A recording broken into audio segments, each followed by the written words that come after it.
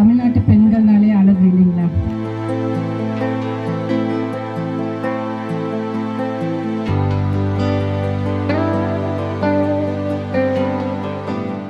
இப்ப இருக்கக்கூடிய காலகட்டத்துல டெக்னாலஜி சயின்ஸ் எந்த அளவுக்கு டெவலப் ஆகுதோ அந்த அளவுக்கு நம்மளோட ஹெல்த் டவுன் ஆகிட்டே இருக்குது. எல்லாருமே ஒத்துப்பீங்கன்னு நினைக்கிறேன் இல்லைங்களா?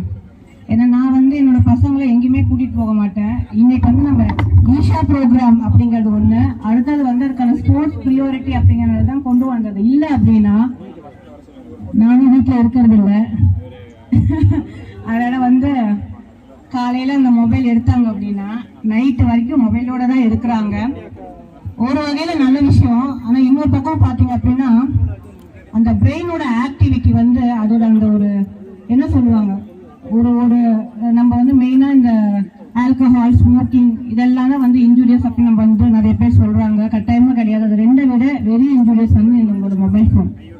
ஸோ குழந்தைங்களுக்கு அதை அளவா பயன்படுத்தி கொடுங்க. ஒரு நாளைக்கு 1 மணி நேரமாச்சும் அட்லீஸ்ட் கண்டிப்பா இந்த கேமிங் கிடையாது, ஸ்போர்ட்ஸ் கண்டிப்பா இருக்கணும், 100% இருக்கணும். ஸோ டிஸ்ட்ராக்ஷனோ டைவர்ஷனோ இந்த ட்ரக் ஆக்டிவிட்டி இதெல்லாம் பார்க்கும்போது ஒரு பக்கம் என்ன சொல்றதுங்க, சோஷியல் மீடியா எப்போ ஒரு பக்கம் ரீச் பண்ணி கொண்டு போயிடுது. உங்களுக்கு தெரியும் நினைக்கிறேன்.